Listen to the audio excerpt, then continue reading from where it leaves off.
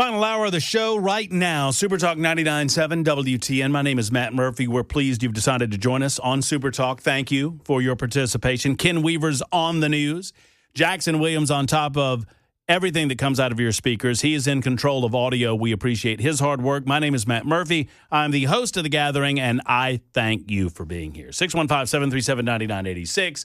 That is the telephone number if you'd like to get involved in the show. A lot of you wanting to talk about these DUI arrests.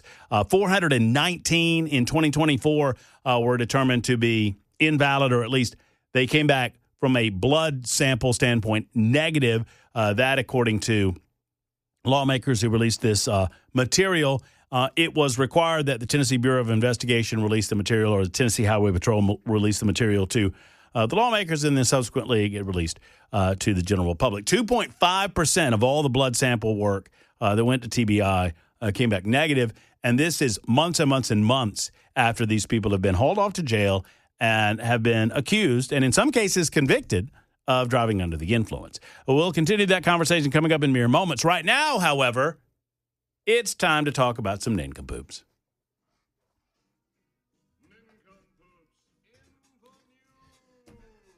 That's right, ladies and gentlemen, nincompoops in the news. Time a little bit tardy. It's my apology to you. I apologize for being a little late, but better late than never. Now, we have three men. Ken Weaver, who is currently holding the Nincompoops in the News trophy. Don't you worry, baby. You're not going anywhere. Oh, he's talking sweet nothings, too. You know, if he has that trophy much longer, Jackson, he'll put his little mini pocket-sized Ken Weaver Gumby right there in the... That's right. Right there on the trophy itself. Yes, sir, and the little bricks, too. Oh, yeah. Put his little bricks right there in the center of the trophy. That would look rather nice. Now, Jackson might have something to say about this. Me, not so much, because I never win, because people are mean to me. I did do some tallying yesterday, and Ken, I got to tell you. I won. You lost. You lost. Oh. Jackson Williams came out on top. I think it was 3 votes. All I'm going to say is the last 3 nincompoops we've done as a whole group, I've won them all. Mm-hmm. Let's go for 4. Okay. Son of a biscuit eater. Well, I mean, it is what it is. But, Ken, I've got great faith that you can make a comeback today. I feel pretty good about my nincompoop story, too. All righty. But both of us will have to wait until Jackson goes. Jackson? Boys, I come to you on this Nincompoops Tuesday with a heavy heart. As a man robs a Summerfield Dollar General just days after his release from jail. Oh, no. A Central Florida man who just got out of jail for armed robbery is back behind bars. My cousin, Dexter Jackson. That's how this works, right? Was recently released from prison for armed robbery in Marion County. Cousin Dexter. Deputies said cousin Dexter was just arrested for the second time in 15 days. Jackson was released from prison on robbery charges in November, and just weeks later, old Cuzzo was involved in a chase with law enforcement in December. On December 22nd, 2025, Cuzzo was captured after fleeing from deputies during a pursuit. During the chase, a deputy went off-road to catch him. Deputies said Jackson swerved through trees before being tackled and apprehended. Authorities reported that he stole from a Dollar General in Summerfield 15 days after he had posted bond from his December arrest. What'd he steal? Did it say? Doesn't say, but I'm assuming maybe my Christmas present. You should probably call him, find out. Probably some of them spicy peanuts, man. I love those spicy peanuts at the Dollar General. So that's what Ken would steal from the Dollar General. Hey, do y'all like how Dollar General is now putting out these, they call them the DG Market? You haven't seen the DG Market, So they Ken? got their own brand. They got their own, well, they've got their DG own. Market's been around for... They got their own grocery stores. Yeah, that's been around for years and years and years. I mean, it is fairly late to the party, Jack. I wouldn't say years and years and years. No, there has been one near my house the entirety of my life. They sell food. Yeah, they in sell the it's regular a grocery store. Well, hold on a second. Let me finish the sentence. They sell food in the DG, right? Like just the regular old Dollar General. They sell food there. Yeah. And I don't know. Maybe it's me. Maybe it's new to me and it's not new to y'all. But Hey, it was new to me. I just think it's funny that they're trying to. It feels like they're trying to make it a little hip. They call it the DG Market. They don't call it Dollar General. The DG Market. There is something new.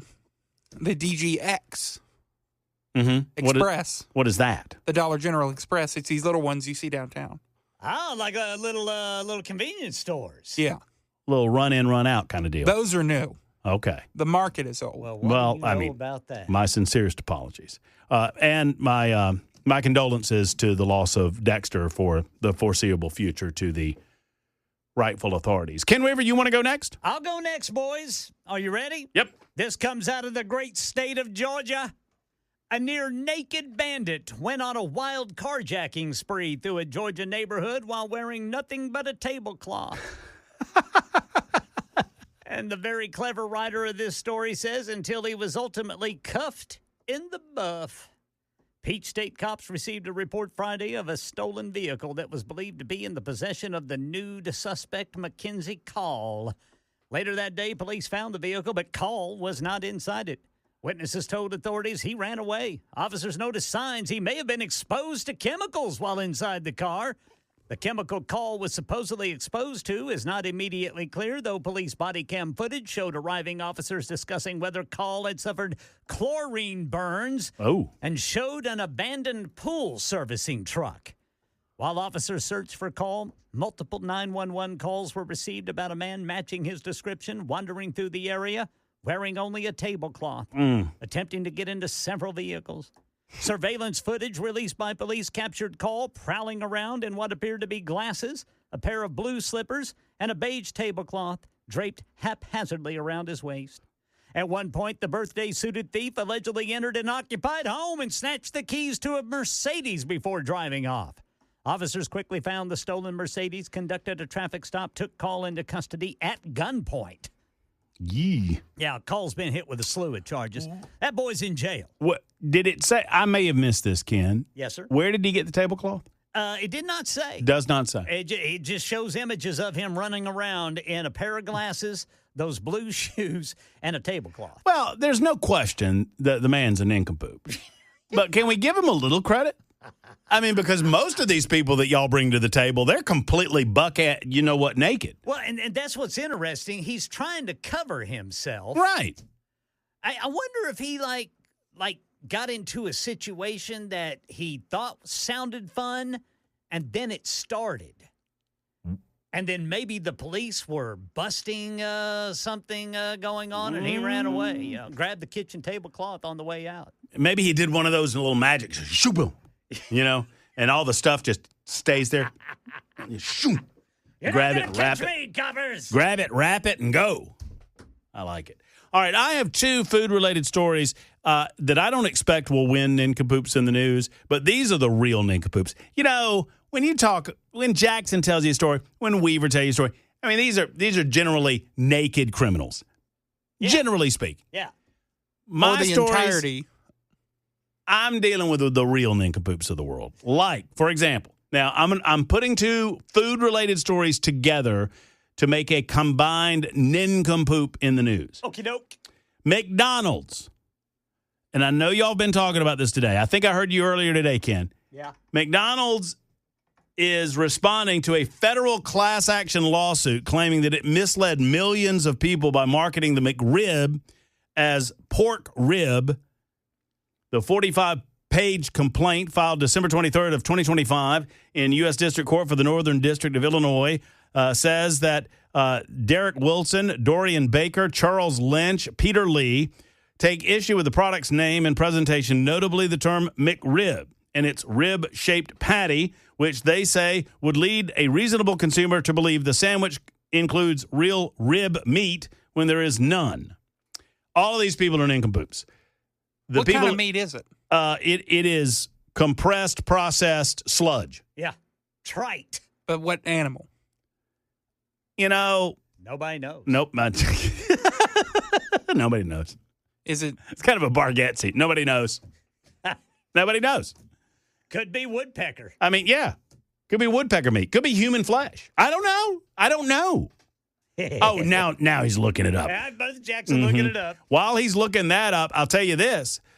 People over in Tokyo darn sure know what type of meat they like, and it is at the fish market.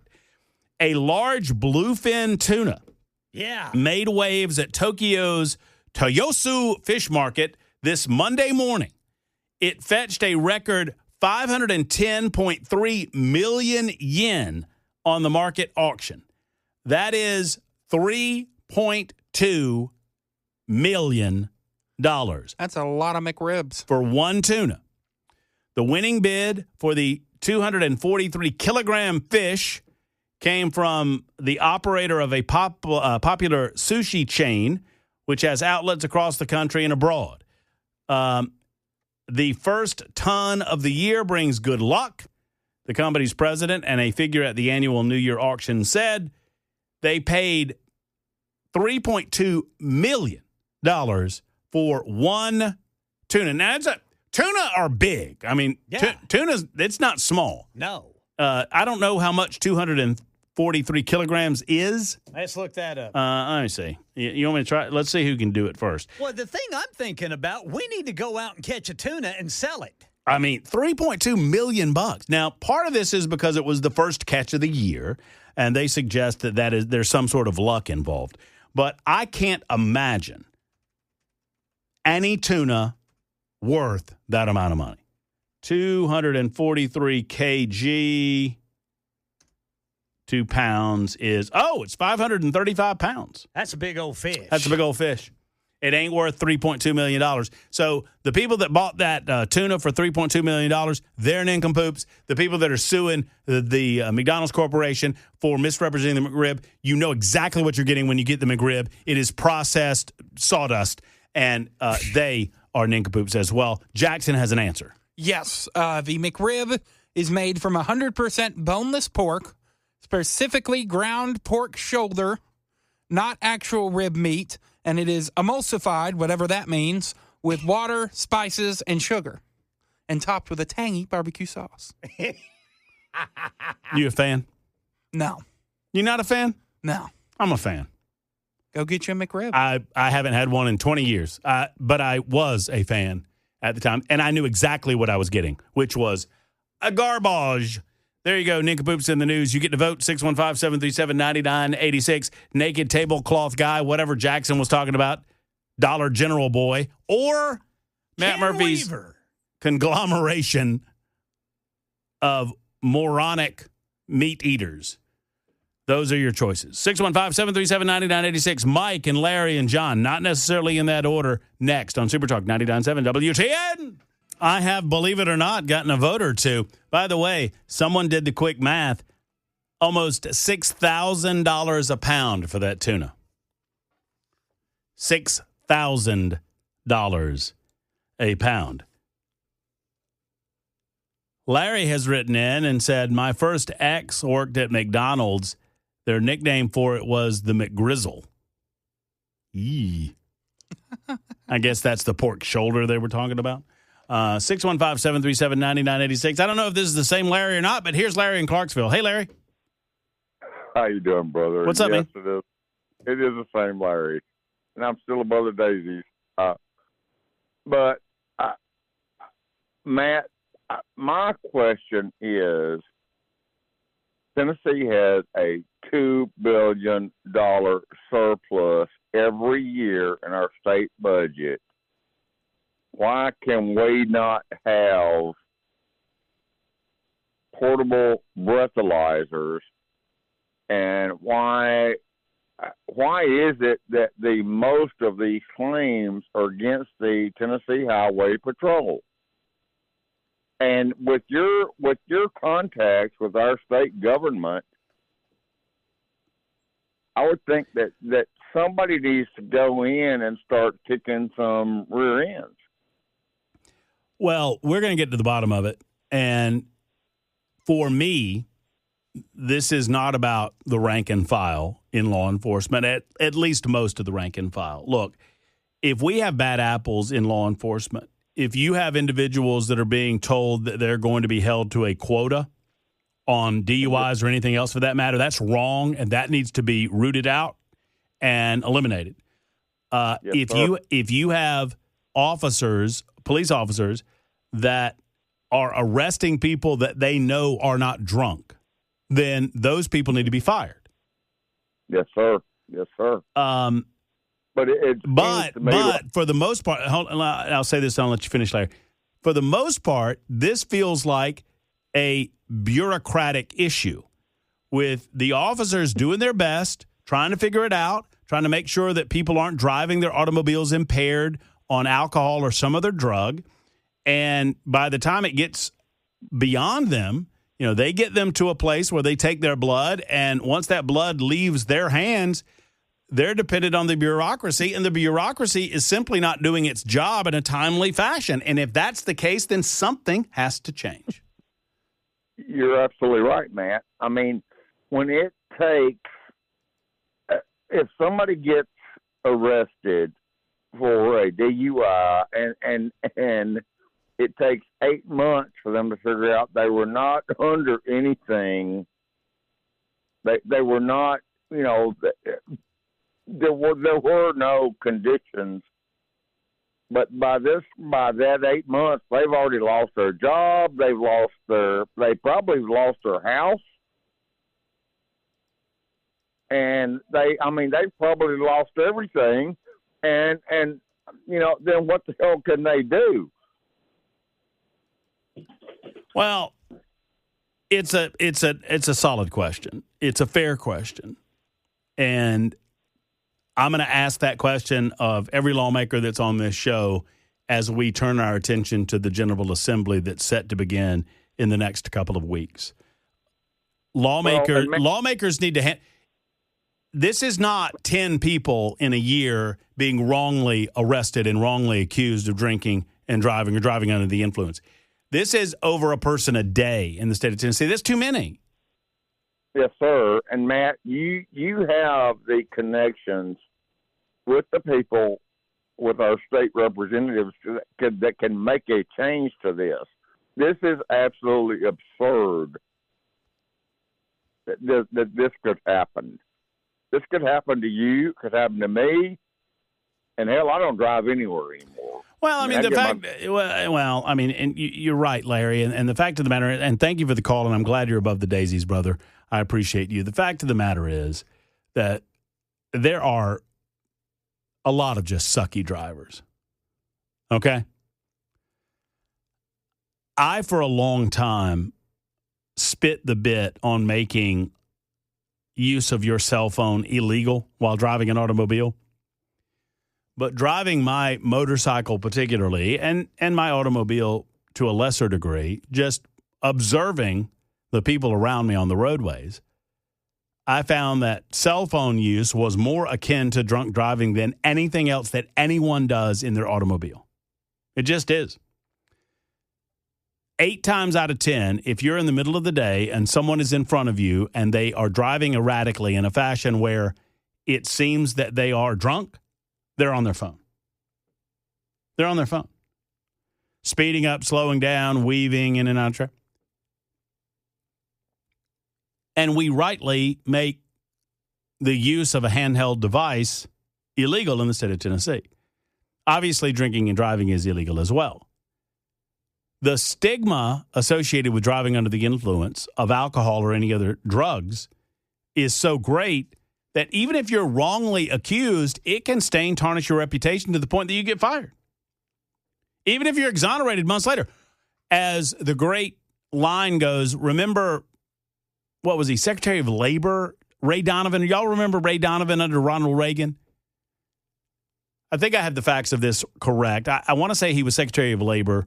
Might have been something else, or he was a nominee. He was accused, wrongfully accused, of embezzling money. And the media just lambasted him because he was a Reagan appointee. And they raked him over the coals. Long before he went to trial, it was determined by many in the mainstream media that he was guilty. And after he was found innocent in a court of law in Manhattan, I think it was in Manhattan, he stood on the courthouse steps and he said, "What office do I go to get my reputation back?" What a great line. What a great sentiment. Sometimes when you are wrongfully accused or assumed to be guilty, there's no way to repair that.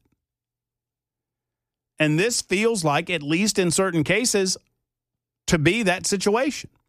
More on this in a moment. 31 after the hour. Wait, so you're telling me Mike from Old Hickory has called you 3 times to tell me I'm going to get sued by McDonald's?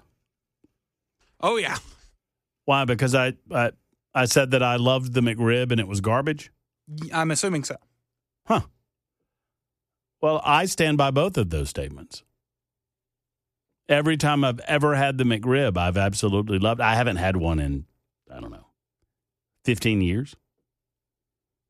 I'll tell you what, though. I don't know what's in it, but food is not supposed to stay intact the manner in which McDonald's food stays intact. Just not supposed to. It's tasty, though. I mean, I'll give it to you. I mean, look, last time I ate McDonald's, I had a filet of fish, extra tartar. Loved it. Loved it. I don't know what's in that fish. I mean, I'm assuming it's some sort of fish. I can only assume. Chris and D, who has been holding the longest? I believe it's Chris by a nose. Chris, thank you for your call. How are you? Hello, Matt. Hey, Chris. How are you? I'm doing well. Thank you for calling. Yes, sir.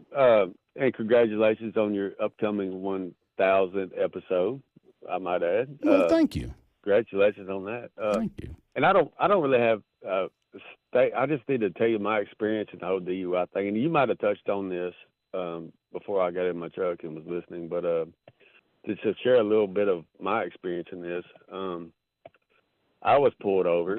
I'm a cigarette smoker, and I tried to throw a cigarette out the window one time, and it fell in between my seat and my door, and I was trying to get it. Unknowingly to me, there was a state trooper back there, I don't know, a football field behind me. And long story short, I spent about an hour and a half not drinking one drop on the side of the interstate, and I did at least an hour of field sobriety, and I begged the officer to give me a breathalyzer, which he said he didn't have one in his car at the time.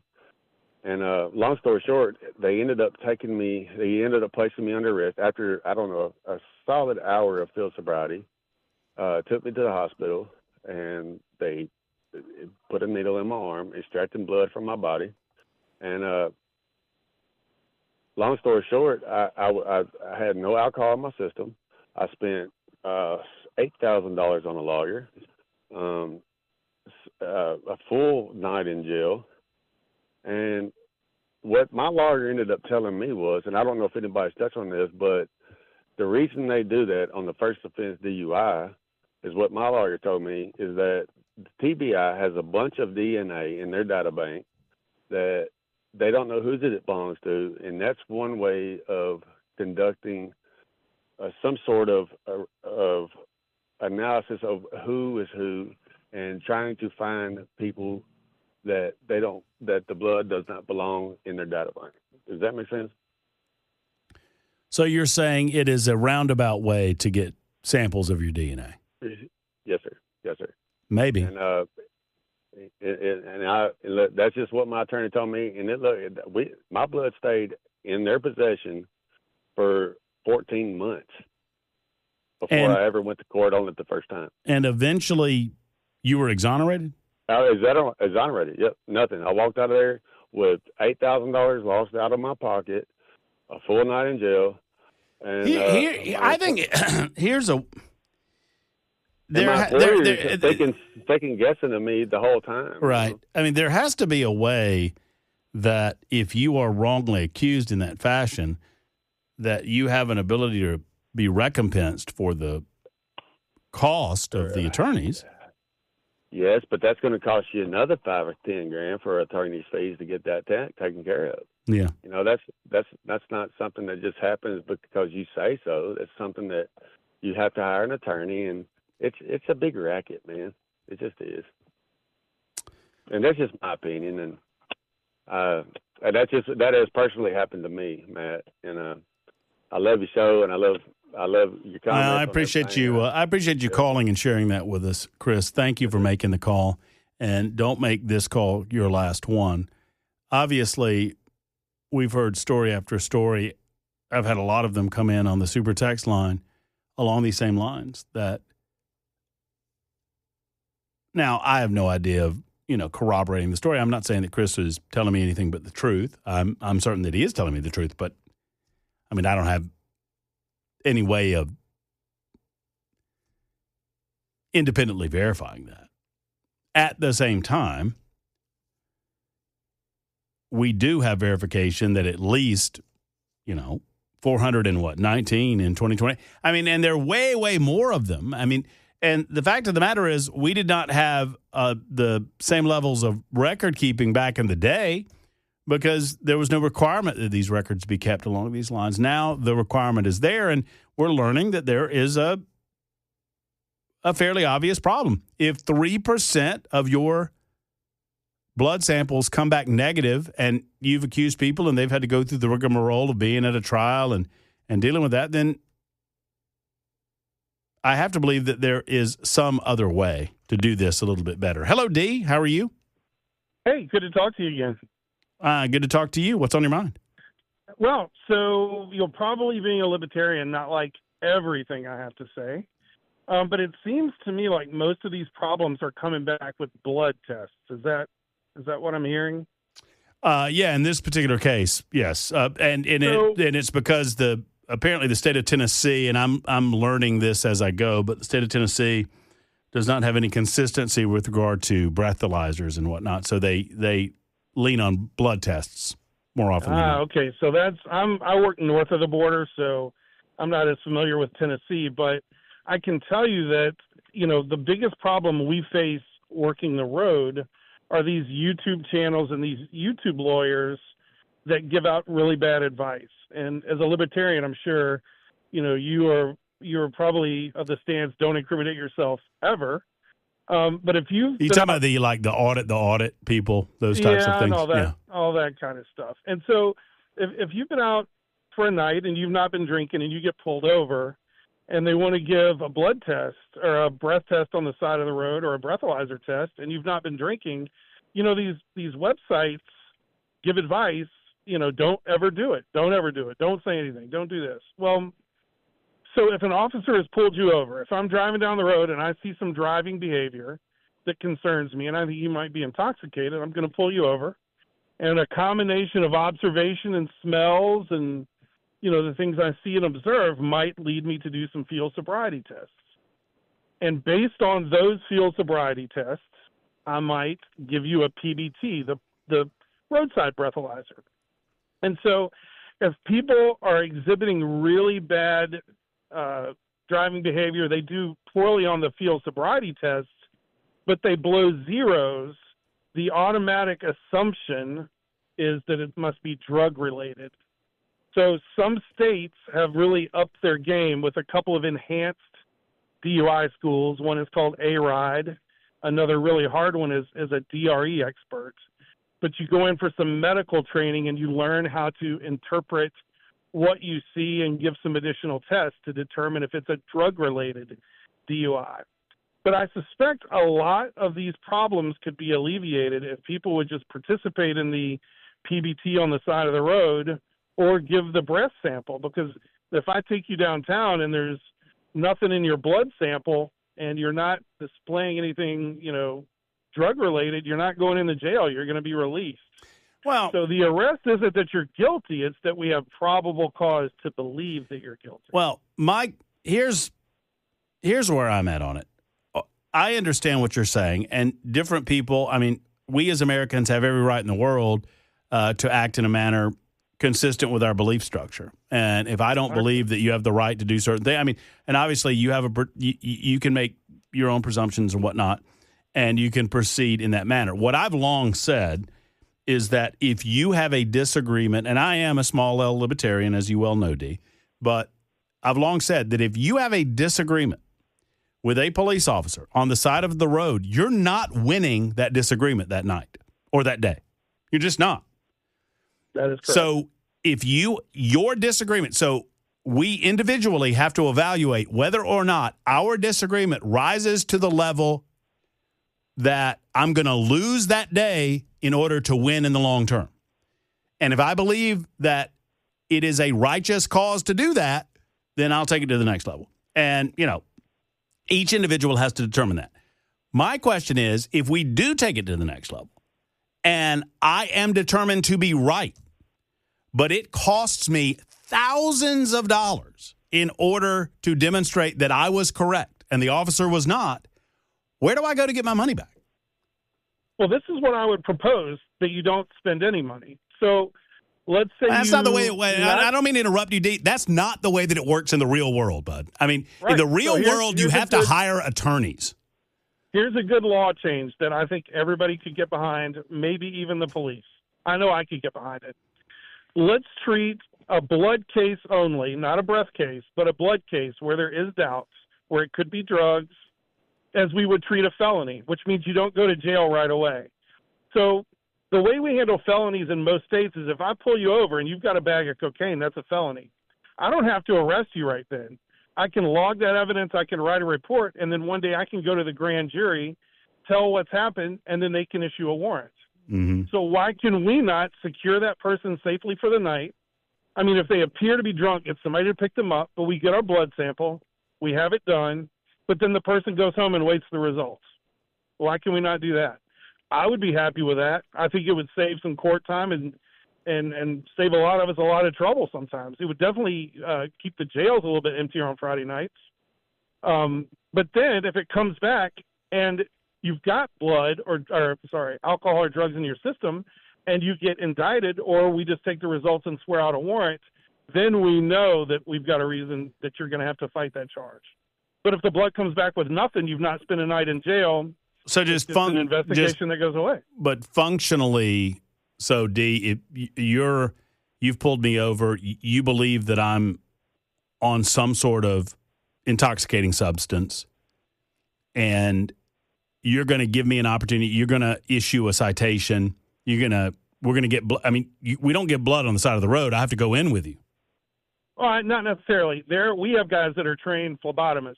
It's not super normal. Some counties, the EMTs will do it. I just don't think you could standardize that statewide.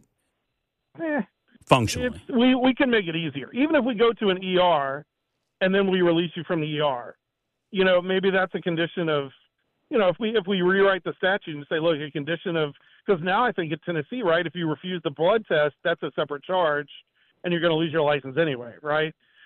So if you go ahead with the program, you give your blood sample, and then you're released that night safely, then I think it would eliminate a lot of lawyer fees. What about this, Steve? We keep the system that we have, but if it is determined that I did not have any drugs or alcohol in my system by the blood test that is required by the state, so the state passes the law and the police officers are following the law, and the blood test is a part of this process. If it is determined at whatever point, and we need to speed that up, no question. If it is determined that my blood did not have any alcohol, did not have any drugs in my system that they could detect, that the state is responsible for paying my legal fees. I mean, that's doable to me too. I just think that you have to remember most officers, and there are bad apples out there. I mean, we all know, but I think most officers operate in earnest. And I think that when you make a charge, be it a DUI charge or any other charge, you have to articulate what your probable cause was. Now, when I do a DUI, and I've been doing them for 22 years, I write or I go back and review the body camera, but my report says, I said count backwards from 79 to 64. And anytime they made a mistake, that's in my notes so that I can articulate this is why I thought that person was intoxicated. Sometimes if field sobriety tests are refused, I can, note the other behaviors, the reason for the stop. And a lot of times just the body cam video alone will show that the person was intoxicated in some fashion. So, it is possible to get a DUI without a blood test. Well, but if the person, if it is demonstrated on the cameras, if it appears that the individual is under the influence of something, and then the blood test comes back negative, what are we going to believe? Well, that's true. We got to make sure we test for everything. Because D, if you tell me we don't believe the blood test, then screw the blood test. Then we have to throw the blood test out. So we have to believe the blood test if the blood test comes back negative, regardless of how the person appears at the point of contact with the police officer. Otherwise, what good is the blood test? Well, that's true. And we've got to figure out why they were acting in the way they were acting. Well, no, I mean, look, and I know, and look, I appreciate what you guys do. When you say north of the border, you mean Kentucky? Yeah. Oh, okay, I got you. All right, well, thank you, D, for the call. I appreciate it. I'm running out of time. It's 53 after the hour. Super Talk 99.7 WTN. By the way, for those asking, and several have, Ken Weaver was the big winner in Nincompoop. Don't shake your head. It is true. Ken won the night with his tablecloth naked guy. He beat Dollar General, and I was in third place. And so it's 1-1-0. Williams to Weaver to Murphy. There you go. I'm sorry for those we were not able to get to. Roland and Charlie, we will try to get to you next time. I apologize. We simply have run out of time, as you can hear the music in the background. I appreciate all of you so much. I love what we do every day from 3 until 7 o'clock on Super Talk 99.7 WTN. And I hope that you are more informed, educated, and entertained as a result. I'm out tomorrow. Cameron's in for me. I'm closing on the house tomorrow. Big news on that on Thursday. And we'll be back on Thursday at 3 o'clock. Until then, hug your loved ones. So long, everybody.